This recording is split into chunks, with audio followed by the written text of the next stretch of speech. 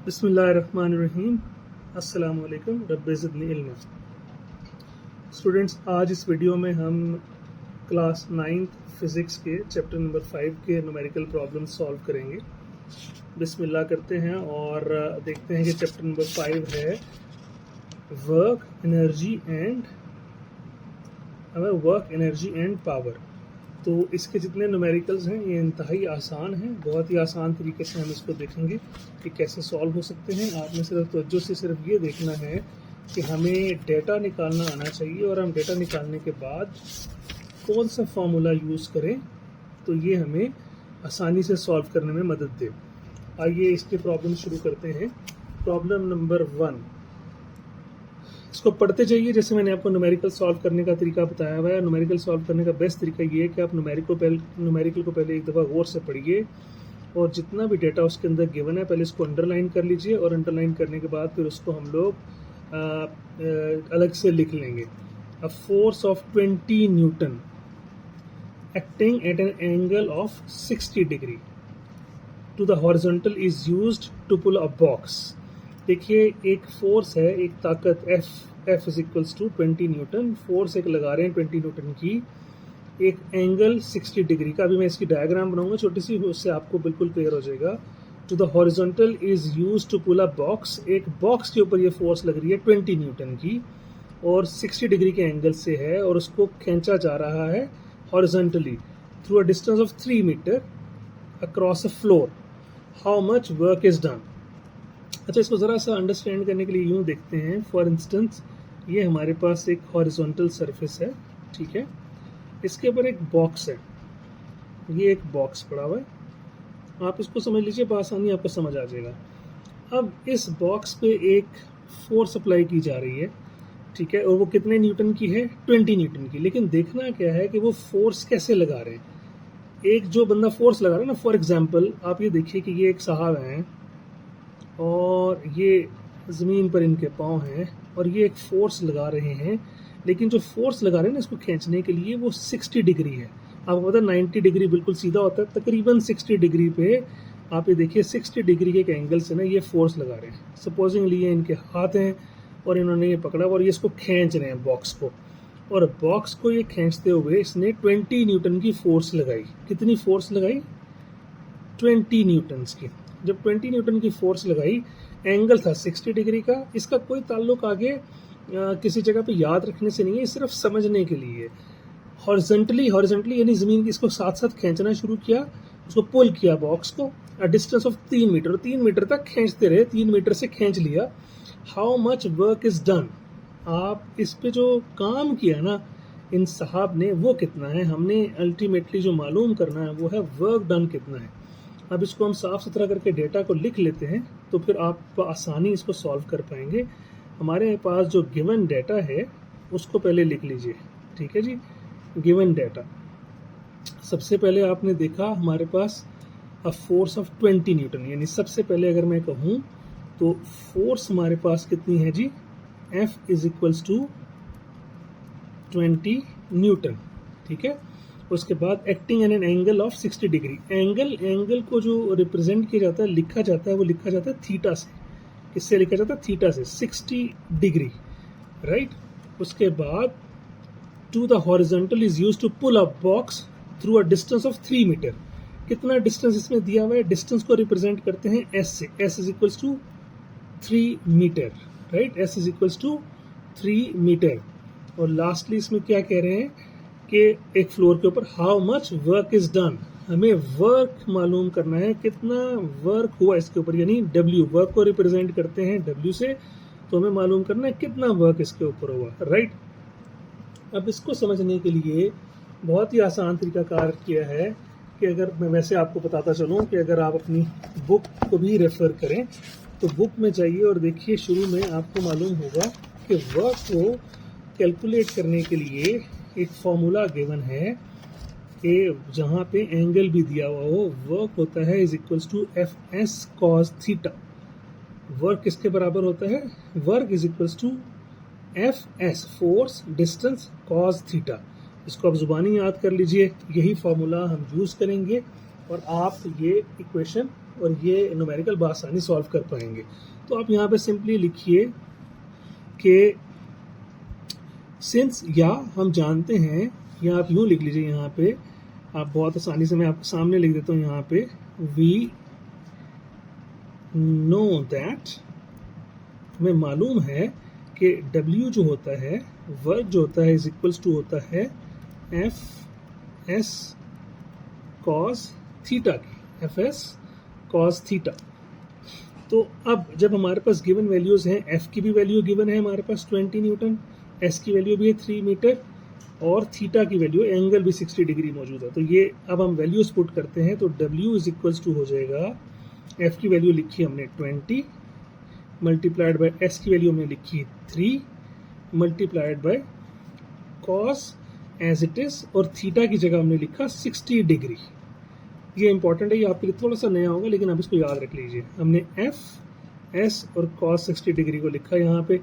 तो आप सिंपल इस पे कैलकुलेटर लीजिए और ये मल्टीप्लिकेशन कीजिए, ये बन जाएगा 23 इंटू, यानी multiplied by cos of 60 degree. अच्छा, अब आप इसको मजीद सॉल्व कर लीजिए। W is equals to 60 into cos of 60 degree जो होता है, आप सिंपल कैलकुलेटर लीजिए। जब जैसे ही आप कॉस लिखकर 60 लिखेंगे तो वो आपको वैल्यू दे देगा 0.5। मैंने वक्त बचाने के लिए इसको लिखा, कॉस ऑफ 60 डिग्री की वैल्यू होती है 0.5। आप सिंपल 60 को 0.5 से मल्टीप्लाई कीजिए तो आपके पास आंसर आ जाएगा 30। और वर्क की जो यूनिट होती है वो होती है जाउल। जाउल को रिप्रेजेंट करते हैं J से। मैं क्विकली आपको रिपीट कर देता हूँ। एक बॉक्स पर फोर्स लगाई गई 20 न्यूटन की, इन साहब ने फोर्स लगाई, 60 डिग्री के एंगल से वो खींच रहा था, समझ लीजिए रस्सी बंधी हुई और 60 डिग्री के एंगल से वो खींच रहा है 3 मीटर तक के फासले से। और उस पर हमने देखना है कि टोटल काम इन्होंने कितना किया, इसके ऊपर वर्क कितना किया। हमने सारा डेटा लिखा। बस यहाँ पे एक फॉर्मूला है जिसको याद रखना ज़रूरी है कि work is equals to F S cos theta. आपने वैल्यूज पुट की, एफ की, एस की, कॉस 60 डिग्री की, कॉस 60 डिग्री कैलकुलेटर से निकाला तो 0.5 आया। आपने 60 को 0.5 से मल्टीप्लाई किया तो आंसर आ गया work is equals to 30 joules, और यही हमारा आंसर है।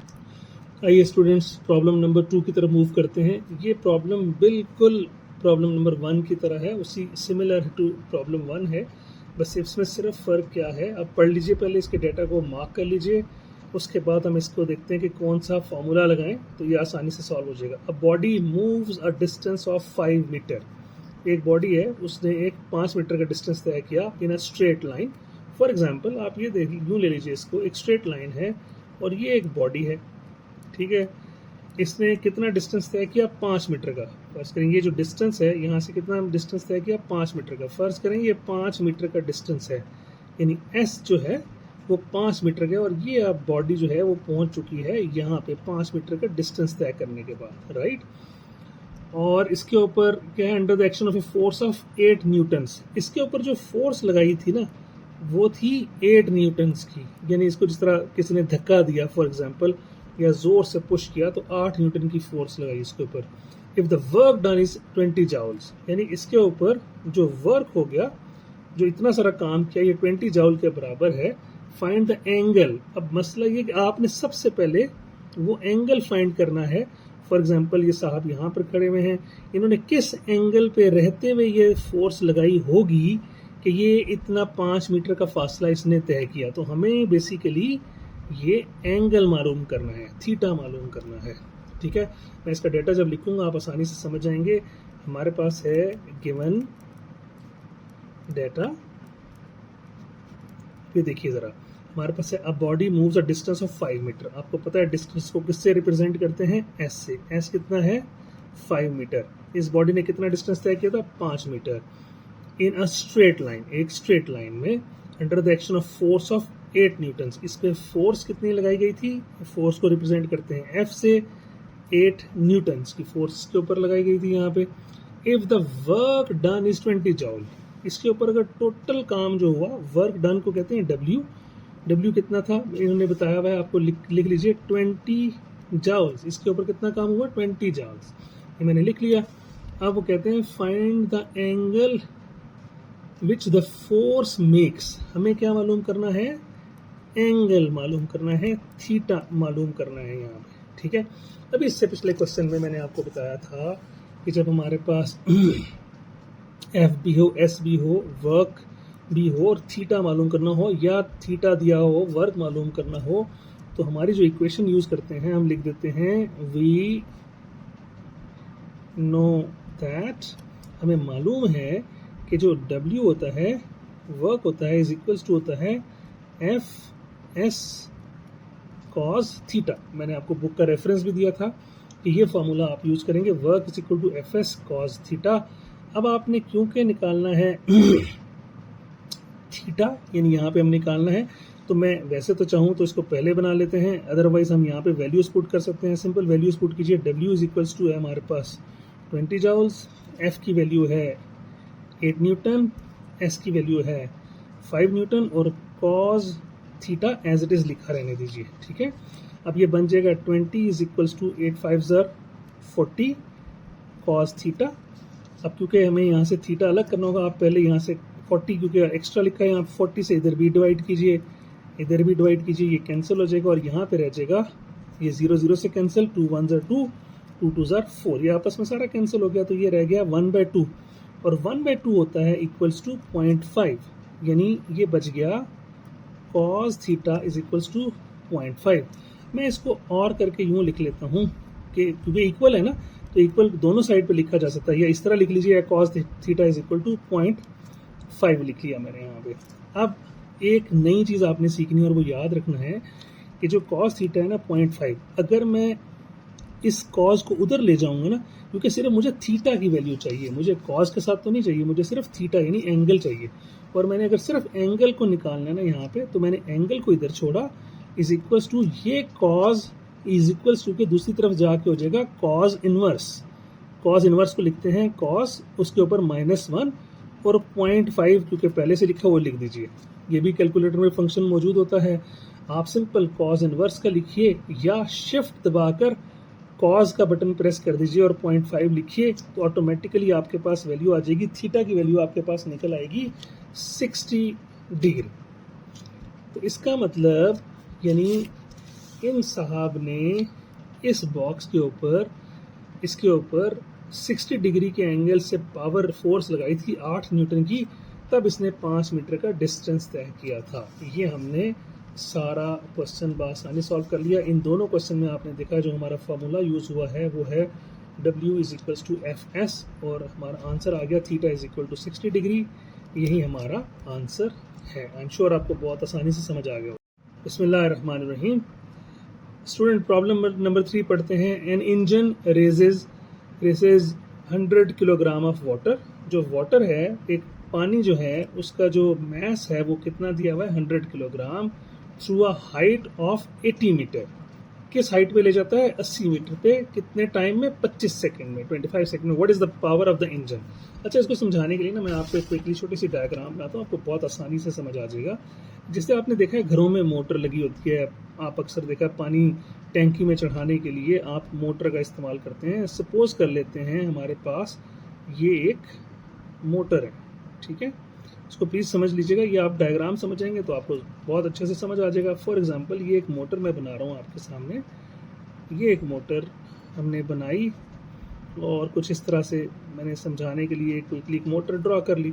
अब आपने देखा होगा हमारे पास ज़मीन में टैंक होता है नीचे बना हुआ, जहाँ पे पानी सारा आके दिन भर स्टोर हो रहा होता है जब भी पानी आता है। फ़र्ज़ करिए ये हमारे पास पानी इस टैंक में पड़ा हुआ है, ठीक है। आपने देखा होगा कि पाइप के साथ इस टैंक में भी मोटर, इस टैंक में एक पाइप इसके अंदर जा रहा होता है। अब वो कह रहा है कि एक इंजन रेसेस, इंजन से मुराद ले लीजिए मोटर। उसने जो पानी यहाँ से लिया ना, उसको कितना पानी लिया 100 किलोग्राम वाटर। फ़र्ज़ करें इस पानी की जो मैस है ना वो 100 किलोग्राम है, थ्रू अ हाइट ऑफ, और इस पानी को एक पाइप के थ्रू, जो ऊपर वाला टैंक है ना, जो छत पे बना होता है टैंक, आप समझिए उस टैंक में ये पानी डालना शुरू कर देता है, ठीक है। मोटर यही काम करती है ना, पानी यहाँ इस टैंक से लिया, पाइप के थ्रू आपने ऊपर वाले टैंक में पानी चढ़ा दिया। अब जो उसने कितनी हाइट पे ले गया, हाइट थी 80 मीटर। जिस तरह आपकी छत है ना, यानी आप देखिए आपके नीचे जहाँ पे टैंक है वहाँ से लेकर छत 80 मीटर पे है, 80 मीटर पे वहाँ पानी ले गया। और कितना टाइम लगा इसको पानी ऊपर पहुँचाने में? 25 सेकंड लगे। वो कहता है भाई इस इंजन की, इस मोटर की जो है ना, वो आप मुझे पावर बताइए। मोटर हमेशा पावर में ही इसकी गेज की जाती है। वो कहते हैं ना कितने हॉर्स पावर की मोटर लगाई हुई है आपने, इस तरह से होता है। तो मैंने ज़रा सा वक्त इसलिए लगाया कि आपको कॉन्सेप्ट सही समझ आ जाए। आइए अब उसका गिवन डेटा लिखते हैं। ये तो बहुत ही आसान सा न्यूमेरिकल है, आप आसानी सॉल्व कर पाएंगे। गिवन डेटा लिखते हैं, इसी सवाल को पढ़ के दोबारा प्रॉब्लम को कहा एन इंजन रेजेज 100 किलोग्राम। हमारे पास मैस कितना गिवन है जी? 100 किलोग्राम्स। उसके बाद of water through a height of 80 metre. कितनी हाइट पे जनाब वो पानी लेके गया मोटर? हाइट है 80 मीटर, ठीक है। और उसके बाद कितना टाइम लगा? 25 सेकेंड्स। टाइम कितना लग गया? 25 सेकेंड्स। अब आपने करना क्या है यहाँ पे? What is the power of the engine? हमें मालूम क्या करना है? इंजन की पावर मालूम करनी है। अच्छा, अब इसको समझने के लिए ना आप ये देखिए, यहाँ पे ना एक चीज़ बड़ी इंपॉर्टेंट है। अगर आप ये समझ गए तो आपको ये बहुत आसान लगेगा। अब आप ये देखिए, जब भी आप पानी को ऊपर लेकर जाएंगे, जाहिर है वो पानी टैंक में स्टोर होगा। लेकिन जब आप पानी को ऊपर लेकर जाते हैं ना, तो ये समझने की ज़रूरत है आपको कि हमेशा जो ऊपर जाने में आपकी ग्रेविटेशनल फोर्स इन्वॉल्व हो जाती है। ये बहुत इंपॉर्टेंट है, ठीक है ना। इसको हम लोग कहते हैं यहाँ पे पोटेंशियल एनर्जी कहते हैं यहाँ पे। वैसे तो पहले फार्मूला लिखते हैं। पावर का जो फार्मूला होता है ना, आप लिख लीजिए, यहाँ पे लिखिए बेशक, वी नो दैट, ठीक है। हमारे पास हमें पता है कि जो पावर होती है ना, उसका फार्मूला क्या होता है? Power is equals to work divided by time. या इसको लिख लेते हैं, power is equals to W divided by T. तो पावर का फार्मूला तो होता है P is equal to W by T. But हमारे पास आप गौर करें, इस डेटा में W नहीं है, M है, H है, T है, P हमें मालूम करना है। P तो हम मालूम कर रहे हैं। जब W नहीं होता ना, वर्क नहीं होता, तो वर्क निकालने के लिए जिस भी केस में हाइट भी हो और आप ज़मीन से ऊपर भी जा रहे हों, तो फार्मूला यूज़ करते हैं जिसको हम कहते हैं W is equals to work जो होता है ना आपका, वो पोटेंशियल एनर्जी के बराबर होता है। याद रखिएगा, आपका वर्क किसके बराबर होता है? पोटेंशियल एनर्जी के, यानी ई पी के। मैं अभी बताऊंगा, आपको बहुत आसान लगेगा, इसको कंफ्यूज ना कीजिएगा, ठीक है। अच्छा, अब मैं आपको बताता हूँ यहाँ पे। अब आप ये ज़रा देखिएगा, अपनी बुक पे जाइएगा और बुक में आपके पेज रेफरेंस 111 पेज पे लिखा हुआ आ रहा है कि ये देखिए, आप इसको पढ़ लीजिए। ये लिखा हुआ आ रहा है पोटेंशियल एनर्जी, ईपी, यानी पोटेंशियल एनर्जी होता है work done to put the block in elevated position. यानी इस तरह ब्लॉक की जगह हम पानी को ले लेते हैं कि अगर आप किसी जगह एलिवेट करते हैं, उठाते हैं ऊपर, खींच लेके जाते हैं, तो वो जो वर्क डन होता है ना, वो पोटेंशियल एनर्जी के बराबर होता है। और जो पोटेंशियल एनर्जी होती है वो होती है mgh के बराबर। ये फॉर्मूला है mgh, potential energy is equals to mgh। अब आप ये देख लीजिए, यहाँ से आपको आसानी से समझ आ जाएगा। दोबारा मैं भी समझाऊंगा आपको। तो ये अब जो वर्क है ना, EP, इसकी जगह हम लिखेंगे W is equals to EP की जगह लिखेंगे mgh, क्योंकि EP होता है mgh के बराबर। इधर मैं ऊपर भी एक स्टेप ऐड कर दूँ, EP की जगह हमने लिखा mgh डिवाइडेड बाय t। तो ये वर्क हमारा हो गया mgh डिवाइड बाय t। ये क्यों किया मैं पहले ज़रा दोबारा बता देता हूँ। देखिए, जिस जगह पे पावर का फॉर्मूला था वर्क बाय टाइम, अब W को से रिप्रेजेंट करते हैं, वर्क को टाइम से करते हैं, T से करते हैं टाइम को। मसला ये था, हमारे गिवन डेटा में W तो मौजूद ही नहीं है, तो पहले W निकालना है। अब W कैसे निकाला जाए? तो ये आपको पता होना चाहिए कि जो वर्क डन होता है ना, जिस तरह के केसेस में जब आप एक चीज़ को उठा के ऊपर लेके जाते हैं तो उसके अंदर एनर्जी स्टोर हो जाती है, उसको पोटेंशियल एनर्जी कहते हैं। वर्क उस केस में होता है mgh के बराबर। ये याद रखे, देखिए G भी है हमारे पास, M भी है, G भी पता है हमें 10 होता है, और H भी पता है, T गिवन है। अब आप सिंपल वैल्यूज पुट कीजिए, तो ये बन जाएगा W is equals to, M की वैल्यू कितनी गिवन थी? 100, मैंने लिखा 100 मल्टीप्लाइड बाई G होता है हमें पता है 10 मीटर पर second square, multiplied by H कितना गिवन है? गिवन है हमारे पास 80 मीटर्स, 80 और डिवाइडेड बाय टी कितना हमारे पास है जी, टी हमारे पास गिवन है 25 सेकेंड्स। अब बहुत ही सिंपल है, आप इनको मल्टीप्लाई कीजिए फार्मूला तो बड़ा आसान हो जाएगा। ये बन जाता है 80,000 डिवाइडेड बाई 25, और जब आप 80,000 को 25 से डिवाइड करेंगे तो आपके पास सीधा सीधा आ जाएगा 3200। जो वर्क ये जो होता है ना हमारे पास पावर, यहाँ पे मैं सिर्फ इसको बताते चलूँ, हमने W को रिप्लेस किया था ना mgh के, तो यहाँ पे ये थोड़ी सी करेक्शन कर लीजिए, ये पावर इज इक्वल्स टू है बेसिकली, हमने बेसिकली वर्क की जगह लिखा mgh, ठीक है, W को रिप्लेस किया था mgh से, डिवाइडेड बाई T हम निकाल के आ रहे थे पावर। ये मुझसे गलती हुई, काइंडली इसको करेक्ट कर लीजिएगा। Power is equals to m, ये जो है हमारे पास वर्क बाय टाइम, और वर्क की जगह हमने लिखा था mgh। अब आपने सिंपल वैल्यूज पुट की।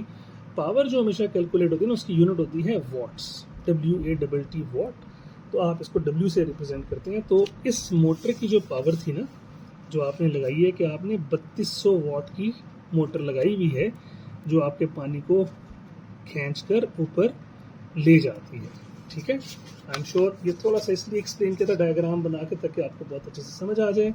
बस मैं रिपीट कर रहा हूँ, यहाँ पे जब भी पावर कैलकुलेट करनी हो वो वर्क डिवाइड बाय टाइम होता है। अगर आपके कभी भी आपको कैलकुलेट करते हुए पता लगे कि जो आपके पास MB है, G यूज इसलिए होता है कि जब आप एक चीज़ को उठा के ऊपर लेके जाते हैं ना तो हमेशा ग्रेविटी इन्वॉल्व हो जाती है, इसलिए हमने वर्क की जगह लिखा mgh पोटेंशियल एनर्जी और T एज इट इज, और फिर हमने W की जगह लिखा mgh divide by T। Power का फार्मूला वही रहा। अब P होता है सारी वैल्यूज पुट की, तो आपके पास 3200 वॉट आंसर आ गया। बिस्मिल्लाहिर्रहमानिर्रहीम। स्टूडेंट्स, प्रॉब्लम नंबर 4 आइए पढ़ते हैं और इसको अंडरलाइन कर लेते हैं डेटा को। अ बॉडी ऑफ मैस 20 किलोग्राम, मैस कितना दिया हुआ बॉडी का 20 किलोग्राम, इज एट रेस्ट। आप जब भी रेस्ट का वर्ड देखेंगे इसका मतलब है उस ऑब्जेक्ट की, उस बॉडी की इनिशियल वेलोसिटी 0 है। फॉर एग्जांपल आप ये देखिए, ये एक बॉडी है, ठीक है, इसका मैस कितना था आपने देखा 20 किलोग्राम, और ये रेस्ट में है। रेस्ट का मतलब है इसकी जो इनिशियल वेलोसिटी है ना वो 0 है। रेस्ट का वर्ड हमेशा इंडिकेट करता है कि इनिशियल वेलोसिटी 0 है। 40 newton force acts on it. For example इसके ऊपर एक फोर्स लगाई F के नाम से 20 न्यूटन की, ठीक है ना, और उसने 5 सेकेंड लगाए, 5 सेकेंड लगे। What is the kinetic energy of the body at the end of this time. तो इसके ऊपर जो 5 सेकेंड तक ये फोर्स लगाई, इसकी काइनेटिक एनर्जी मालूम करनी है, KE, या इसको यूं भी लिखते हैं एनर्जी K, काइनेटिक, इसको हमने मालूम करना है। आप इसका गिवन डाटा लिखिए, फिर ये नोट करते हैं कि इसमें कौन सी इक्वेशन या फार्मूला लगाएं तो ये प्रॉब्लम सॉल्व हो सकता है। दोबारा से लिखते हैं, body of mass 20 kilogram, M कितना है आपके पास, M कितना है जी 20 kilogram, is at rest. 20 kilogram का मैस था, M is equal to 20 kilogram, initial velocity है 0 मीटर पर सेकेंड, वेलोसिटी की यूनिट है मीटर पर सेकेंड। अब 40 newton force acts on it, कितनी फोर्स लगी इसके ऊपर 40 न्यूटन, ठीक है, फॉर 5 सेकेंड्स। कितने टाइम तक लगती रही है फोर्स, 5 सेकेंड तक, राइट। अब हमने देखना क्या है, what is the kinetic energy of the body, यानी इसको कहते हैं एनर्जी, K के साथ रिप्रेजेंट करते हैं काइनेटिक, ये हमने मालूम करना है। तो मैं दोबारा से डेटा बोलता हूँ आपको, आप ये देख लीजिए। 2 तरह की एनर्जी होती है, इससे पिछले न्यूमेरिकल में हमने देखा था पोटेंशियल एनर्जी जो कि mgh के बराबर होती है, और जो काइनेटिक एनर्जी होती है उसको EK से लिखते हैं, और काइनेटिक एनर्जी होती है हमेशा किसके बराबर, वो अभी हम आपको बताते हैं और इसका फार्मूला भी आप नोट कर लेंगे, ठीक है जी। आपको बुक रेफर कर देते हैं, बुक के आप पेज 110 पे चाहिए, तो आप देखिए वहाँ लिखा रहा है EK यानी energy kinetic is equal to half mv square. क्या फार्मूला है, काइनेटिक एनर्जी बराबर होती है हाफ mv स्क्वेयर के, तो हमने मालूम करना है। अब अगर मैं ये कहता हूँ कि जो EK है वो है half M V square, formula तो हमने ये लगाना है इसमें, ठीक है। हमारे पास वी एम तो गिवन है, लेकिन हमारे पास वी अभी गिवन नहीं है, इसको हम लोग कैसे निकालेंगे। अब आप ये देखिए, इसके ऊपर सबसे पहले आप ये देखिए, हमने एक इक्वेशन पढ़ी थी, फर्स्ट इक्वेशन ऑफ मोशन, वो होती है V F is equals to V I plus A T. अब अगर मैंने एक फाइनल वेलोसिटी निकालनी है कि जब ये रुक जाता है उस वक्त इसकी वेलोसिटी क्या होगी। तो पहले देखिए, इनिशियल वेलोसिटी तो मेरे पास है वी आई, ए नहीं है, और टी भी मेरे पास है। तो ए निकालने के लिए आपको याद होगा कि हमने फार्मूला पढ़ा था, एफ होता है F is equals to M A. ये कैसे देखना होता है कि हम कौन सा फार्मूला लगाएं। याद रखिए, गिवन डेटा को गौर से पढ़ना होता है। इसमें एफ भी दिया हुआ है, एम भी है, ए हम आसानी से मालूम कर सकते हैं। तो इसको देखते हुए जब हम ए मालूम कर लेंगे तो हमारे पास वेलोसिटी मालूम करने के लिए ए की वैल्यू भी आ जाएगी। अब इसको अगर आपने ए मालूम करना है, यहाँ पे भी एम से डिवाइड कीजिए, यहाँ पे भी एम से डिवाइड कीजिए, ए आ जाएगा, A is equals to F by M, और करके लिख लीजिए A is equals to F by M, क्योंकि इससे फ़र्क नहीं पड़ता, इक्वेशन इक्वल टू के दोनों तरफ लिखी जा सकती है, चाहे इस तरह लिख लीजिए या इस तरह लिख लीजिए। अब वैल्यू पुट कीजिए, ए इज इक्वल्स टू एफ की वैल्यू कितनी थी हमारे पास 40, और एम की वैल्यू हमारे पास थी 20। तो बहुत ही सिंपल है, कैंसिल हो जाएंगे, 22 ज़र 40, ए की वैल्यू निकल आई 2 मीटर पर सेकेंड स्क्वेयर। जब आपके पास ए आ गई, अब आप आसानी वेलोसिटी निकाल सकते हैं। V F is equals to V I की value V I plus A T, ये फार्मूला इक्वेशन है। तो ये V F is equals to V I की जगह हमारे पास आ जाएगा 0, प्लस ए की जगह हमारे पास आ जाएगा 2, ये जो हमने 2 निकाला, और टी की जगह हमारे पास आ जाएगा 5। तो इस तरह वेलोसिटी हमारे पास आ गई 5 टू 10 मीटर पर सेकेंड।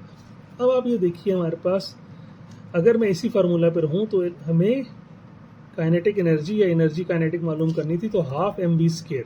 अब हमारे पास एम भी है और फाइनल वेलोसिटी भी है यहाँ पे हमारे पास, तो ये बन जाता है E K is equals to half, M कितना है हमारे पास 20, और वी स्क्वेयर यानी कि ये जो हमारे पास आ गया 10 का स्क्वेयर। इसको आप सिंप्लीफाई कीजिए, हाफ इंटू 20 इंटू 10 10 ज़र 100, कैंसिल आउट कर दीजिए, 2 10 ज़र 20, तो ये आ जाएगा 10 इंटू 100 कितना होता है 1000, यानी एनर्जी काइनेटिक एनर्जी कितनी निकल आई 1000, और इसकी जो यूनिट होती है वो होती है जाउल। ये तो हमारे पास निकल आया। अब आपको मैं थोड़ा सा दोबारा से रिकैप दे देता हूँ। हमें एम भी मालूम था, वी आई भी मालूम था, एफ भी मालूम था, टी भी। ये हमने सारा काम क्यों किया, वी एफ क्यों निकाला। एक चीज गौर से देखिए, उसने कहा था what is the kinetic energy of the body at the end of this time. End of this time, and का मतलब आगे कि नहीं, जब उसकी वेलोसिटी एंड है, खत्म है, उस वक्त देखना। इसलिए हमें फाइनल वेलोसिटी निकालनी पड़ी, आखिर में जो उसकी वेलोसिटी रह गई थी टाइम के बाद। टाइम के बाद का मतलब होता है फाइनल वेलोसिटी, इसलिए हमने वी एफ को यूज किया था। अब हमने देखा था सबसे पहले काइनेटिक एनर्जी का फार्मूला, वो था क्या, वो था E K is equal to half M B square. फिर हमने गौर किया भाई एम तो हमारे पास है, लेकिन ये जो फाइनल वेलोसिटी है ना at the end of the time, वो नहीं है। तो फिर हमने देखा फाइनल वेलोसिटी कैसे निकालते हैं। वी एफ होता है V I plus A T के।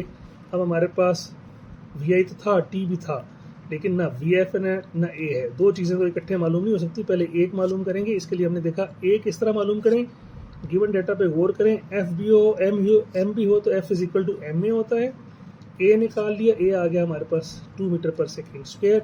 फिर हमने V F is equal to V I plus A T में वैल्यूज पुट की। वी आई था हमारे पास 0, ए था हमारे पास 2, टी था हमारे पास 5, इस तरह वी एफ हमारे पास आ गया 10 मीटर पर सेकेंड स्क्वेयर। अब हमारे पास फार्मूला की चीज़ें पूरी हैं। Energy kinetic is equal to half M V square, तो हमने हाफ लिखा, एम की जगह 20 लिखा क्योंकि एम हमारे पास था 20। वी स्क्वेयर जो हमने निकाला था वो था 10, इन 10 का स्क्वेयर ले लिया, कैंसिल आउट किया, और ये 100 जाउल हमारा आंसर आ गया। Thank you very much.